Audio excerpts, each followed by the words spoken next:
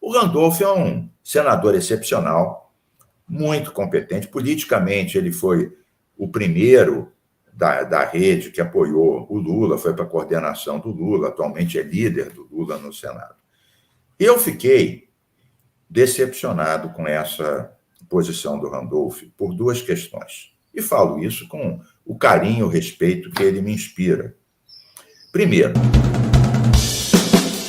mas sobre essa coisa do Randolph, Amapá, Petrobras, você começou a falar, mas queria te ouvir mais sobre isso. Olha, Renato e Dri, eu conheço o Randolph há muito tempo. O Randolph, num ato em Brasília, disse que ele foi ganho para ecologia quando ele tinha 16 anos de idade, lendo um livro meu sobre ecologia, que foi editado pela Vozes, com prefácio do Betinho.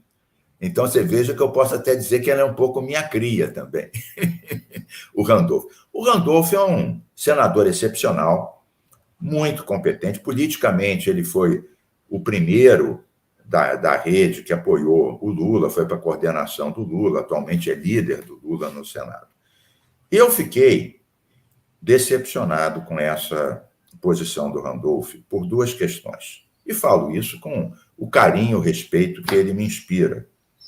Primeiro, o Randolph, há um mês atrás, teve um embate com a Marina dentro da rede. Ele apoiou a Heloísa Helena, tinha uma disputa interna com a Marina, e a chapa dele ganhou da chapa da Marina de 55% a 45%. Quer dizer, ele acabou de sair de um partido que ele tinha ganho a direção há um mês atrás. Bom, agora, eu entendo. Entender não significa achar ótimo. Eu entendo a posição dele. Ele é um representante do Amapá. Ele não foi eleito pelo Rovai, pela Dri, pelo Mink, ele foi eleito pelo povo do Amapá. Você pergunta para o povo do Amapá, você quer ficar pobre ou quer ficar rico? Se tiver o petróleo, você vai ficar rico. Se não tiver o petróleo, você vai ficar pobre. Então, eu imagino o que o Randolph deve ter sofrido, o número de pessoas que mandaram e-mail para ele, zap, cercaram ele na porta de casa, na escola dos filhos. Eu imagino, eles falaram, você é o nosso representante.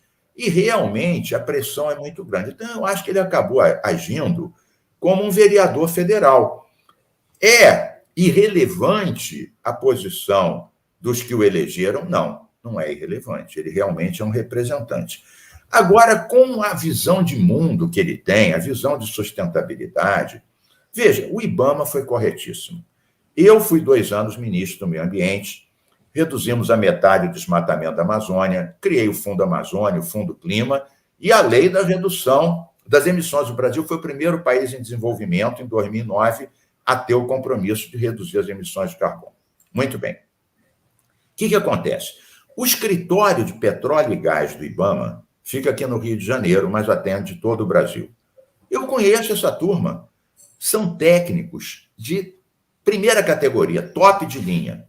Eles, Rovaidri, licenciaram todo o pré-sal. Eles licenciaram toda a bacia de Campos e toda a bacia de Santos. Se eles fossem uns xiitas empedernidos, não teria todos esses poços do pré-sal na bacia de Macaé e na bacia de Santos. Não teriam.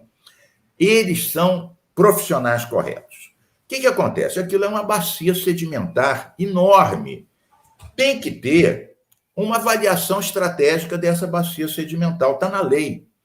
A Total, que é essa multinacional que tinha 4 lotes do lado desse da Petrobras, não fez o plano de avaliação estratégica da bacia sedimental. Fez simulações, não com dados de terreno, com hipóteses. Olha, se a corrente for para fora, não vai impactar os manguezais, não vai impactar a terra de índio, não vai impactar... Tudo bem, mas isso eles não mediram as correntes, eles simularam a partir de um dado da cabeça deles. Muito bem. Como eles tiveram as suas licenças negadas, e muito bem negadas, porque não cumpriram a lei, eles largaram os 4 lotes que eles tinham. O que a Petrobras fez? Pegou os 4 lotes, e apresentou basicamente o mesmo projeto para prospectar lá. O IBAMA deu a mesma resposta. Cadê os estudos? Cadê o impacto no manguezal? Cadê o impacto nos corais que foram descobertos aí? Não tinha nada disso. Ponto de referência para prevenir e salvaguardar um acidente era a 800 quilômetros, demorava 42 horas de barco.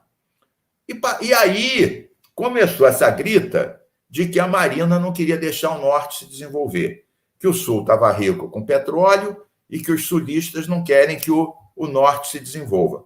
Mas espera aí, cumpre as regras. Isso de desrespeitar decisões técnicas de órgãos ambientais é típico de ditaduras militares e governos autocratas, não é de um governo. Mas só que isso a Petrobras se acha. Ela realmente se acha. Agora, eles estão dizendo que vão fazer o estudo, mas isso demora mais de um ano, e que vão mudar o ponto de monitoramento de Belém para o Oiapoque. Tudo bem, eles começam a se mexer, mas isso não vai ser imediato. O IBAMA não tem como reverter isso em pouco tempo. Então, eu acho que essas pessoas não podem desqualificar o órgão ambiental. Último detalhe, Rovaidre. Ao lado desse ponto é a Guiana Francesa. A Guiana Francesa, a França proíbe a exploração do petróleo nesses mares. Proíbe. Do lado da Guiana Francesa tem o Suriname. Aí perfuraram, acharam gás, não petróleo. A seguir é que a Guiana ex-inglesa que furou, achou petróleo e duplicou o PIB. Agora, duplicar o PIB, como eles tinham um PIB desse tamaninho, duplicar o PIB é como se achar um grande poço lá em Macaé, do pré-sal, né?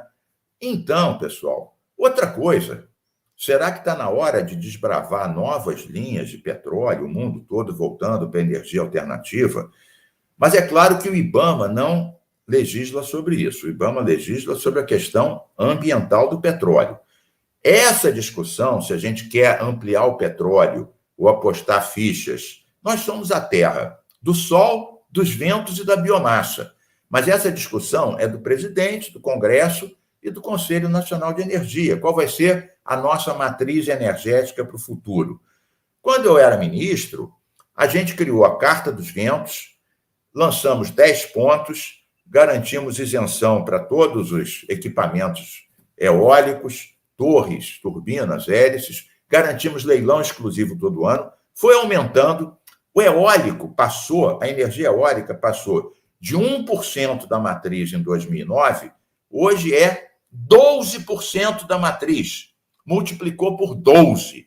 Portanto, você fazendo política séria, você avança na energia renovável. Agora, desqualificar o IBAMA, aproveitar para retalhar em cima da Marina, eu não sei como é que o Randolph poderia até dizer, olha, o meu povo discorda, vamos ver se a gente acha uma solução, por que a Petrobras não faz os estudos que tem que fazer? Tem alguns que são xiitas, mas vamos tentar achar um caminho do meio, não podemos desqualificar o IBAMA, mas não podemos fechar essa porta. Ele poderia ter um discurso que atendesse, pelo menos em parte, o eleitor dele, que isso é importante. Eu sou deputado, eu tenho que ouvir o meu eleitor, né? Mas ele poderia fazer isso de uma forma mais elegante. Ele romper com a Marina, eu não sou da rede, nunca fui da rede, né? Mas é claro que eu apoio a Marina agora e sempre. Ele ter rompido uma questão partidária que ele ganhou, como eu falei, há um mês, por causa de uma decisão técnica do IBAMA correta, que foi a mesma que o IBAMA teve há 4 anos atrás, eu achei de uma deselegância atroz. Me desculpe, companheiro e amigo Randolph, minha cria assumida, que virou ecologista com meus livros, essa você simplesmente pisou na bola.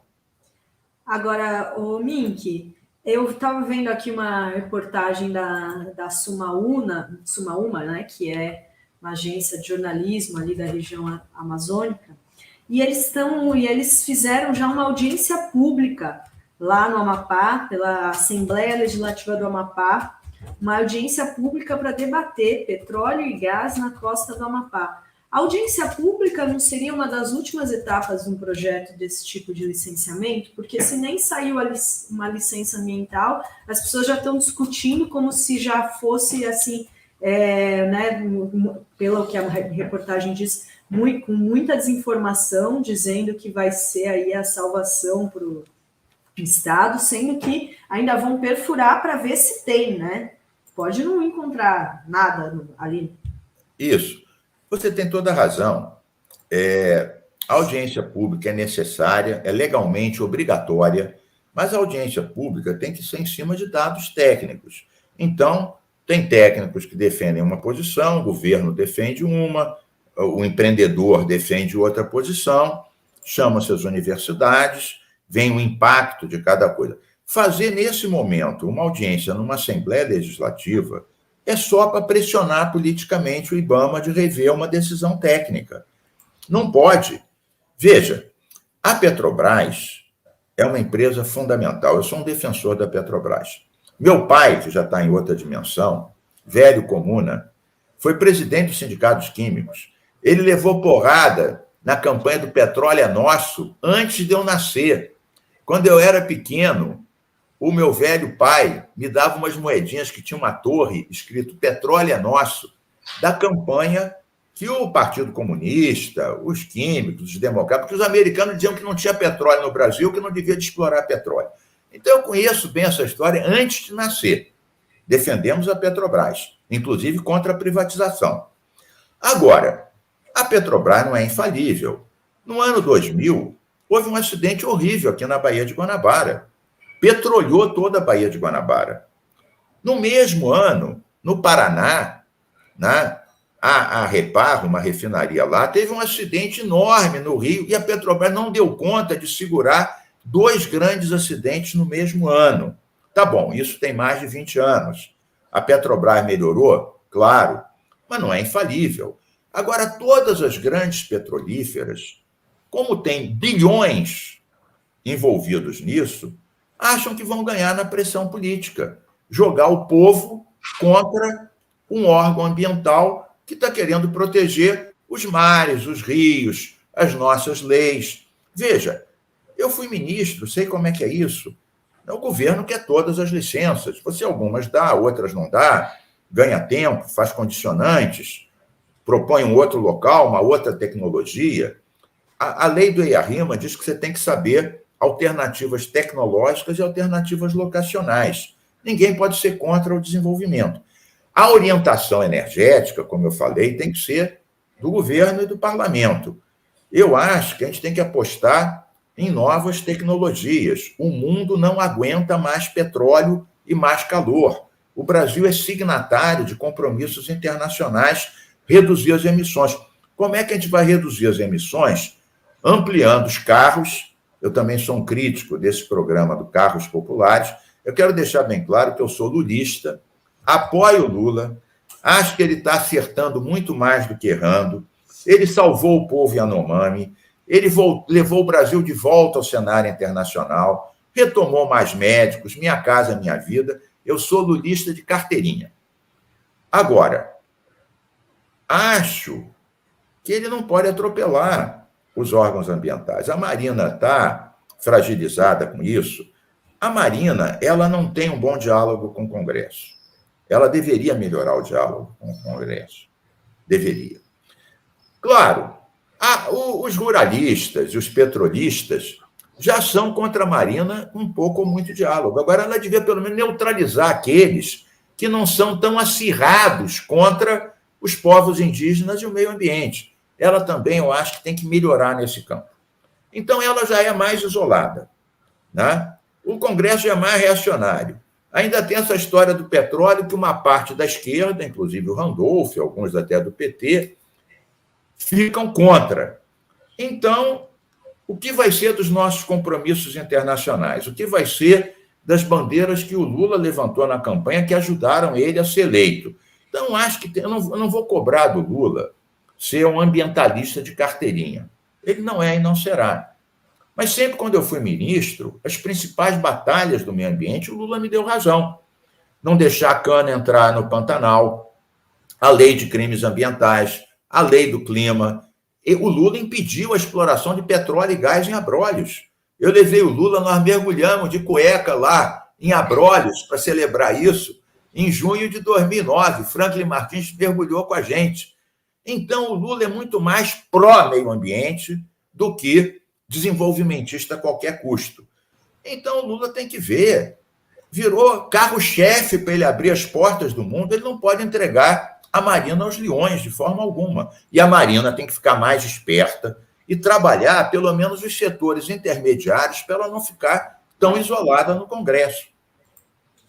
Você está falando uma coisa que a Ideli Salvati, que teve aqui segunda, se não me engano. Semana passada, nós estamos na terça ainda. Eu já estou achando que a gente está na sexta, viu, Minha? E ela dizia isso, ela falou, olha, eu lembro de outros ministros do meio ambiente, ela citou a... Isabela, quando foi aprovar o Código Florestal, né? Quando foi aprovar o Código Florestal, de dormir no Congresso, de não sair do Congresso conversando, ouvindo e tentando resolver problemas. Assim, a Marina não apareceu no Congresso. Não faz isso. E a mesma postura tem assumido a Sônia Guajajara. Nesse marco, na votação do marco temporal, estava em Cannes, Mick. Será que isso não é um problema também? A gente respeita, tem um carinho imenso, tem assim, um sentido até de solidariedade total à pauta, e há essas mulheres, mas eu fico decepcionado quando vejo esse tipo de coisa. Ô Rovai, você falou da Ideli, que ela teve com vocês aqui debatendo. Aquela lei do clima que eu mencionei, quando começou a discussão do Brasil ter meta de redução das suas emissões de carbono, só o Ministério do Meio Ambiente era favorável. Todos os outros eram contrários. A gente foi 1 a 1, junto com o Tasso Azevedo, com a Isabela, com a Suzana. Primeiro ganhamos Ciência e Tecnologia, depois a Embrapa, foi, e conseguimos. Quando o Congresso votou essas metas, sabe quem era a relatora? Ideli Salvati. Era a própria. Ela falou, Mink, tem que votar agora, preciso do aval do Lula. Liguei para o Lula, ele estava dormindo, ele acordou, falei, presidente, é agora. Ideli está na linha, a gente já tem no governo essa ideia, vamos votar. E votou e aprovou. Essa questão de ficar dia e noite no Congresso, por exemplo, vou dar um exemplo, lei de resíduos sólidos. Quando eu era ministro, sabe há quantos anos a lei de resíduos sólidos estava tramitando sem ser aprovada no Congresso Nacional? 16 anos. Eu fui 5 vezes para lá, reuni com os relatores, reuni com os líderes, acabou saindo e o Lula sancionou essa lei em 2010. Eu fiquei dia e noite lá para garantir a sanção da lei. Ela avançou muito, saiu agora uma matéria dizendo que 1/3 dos municípios ainda tem lixão, eles ainda querem prorrogar mais uma vez o prazo para acabar com o lixão. A Marina é uma pessoa excepcional, é uma lutadora. E ela tem coisas que tem que melhorar. Eu, por exemplo, sou aliado de primeira hora da Marina, defendi a Marina, defendo a Marina.